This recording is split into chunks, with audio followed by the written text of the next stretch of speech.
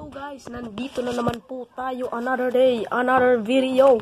So, ngayon, magsa-shoutout tayo. So, mag-comment na lang kayo guys. At medyo mahina boses ko kasi nakakaya ang daing tao ngayon. Pero nandito ulit tayo sa Lanigay. So, andito nga po pala tayo.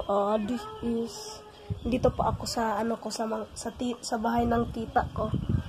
So, ngayon, medyo mahangin kasi dito at ang sarap ng hangin. So, mag-comment lang kayo kasi wala ako ngayong content.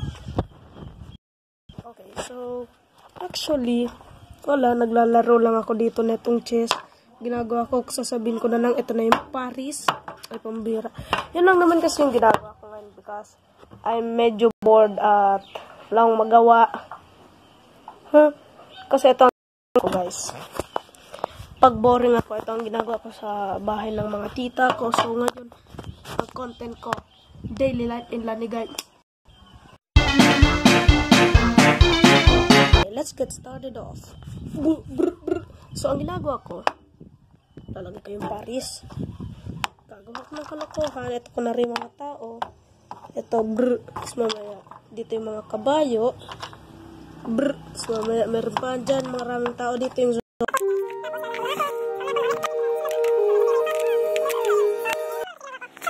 Hello, how are you? I am under the water. Please help me. Here too much raining. So, maganda dito kasi medyo talaga mahangin. Ito pa pala yung bahay namin. Kung naalala niyo yung house, dito ako sa loob niyan. So, you know, ang ginagawa ko lang naman kasi dito parate is wala. Boring lang ako. Pero, ang daily life ko naman kaya kasi dito is tumamba, you know, parang mga ganito. To the next clip, ang mga ginagawa ko.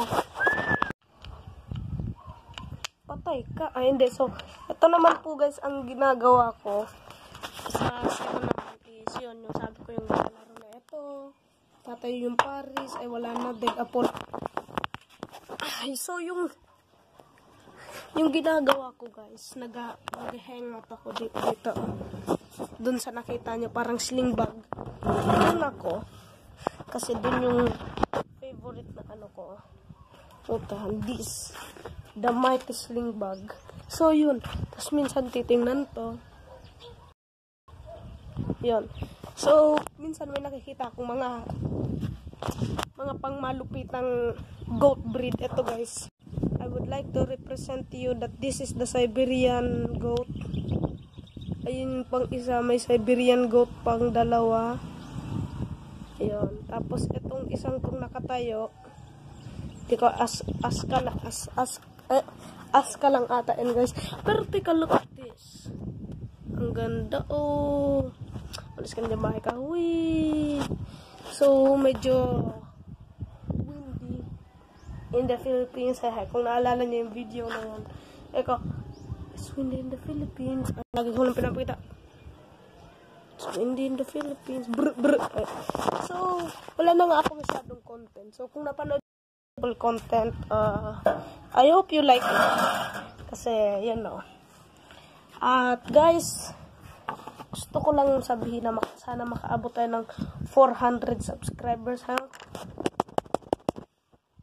Kasi talaga ma-reach yung goal ko na makaabot ng 1,000 tapos 400. Basta yung makaka-achieve lang sa ano ko to. So, mag-shoutout ako.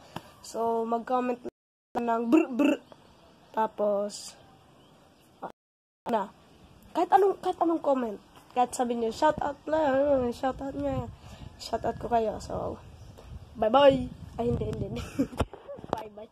Hindi pa tayo tapos. So, ang daily life ko lang lagi kasi dito is watch, play, as usual. Sometimes, lalaro. Look at that bird.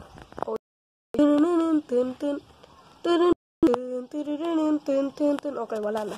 So, ang kadalasan lang kasi talaga, ang ginagawa ko is, yun. Sinabi ko,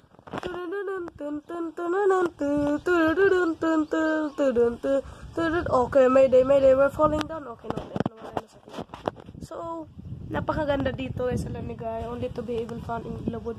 So, kung sa mga supporters ko dyan, thank you, at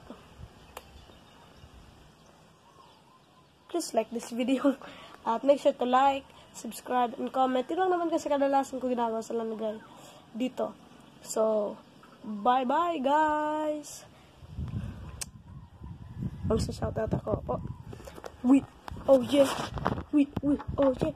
Wawin ang lahat sa...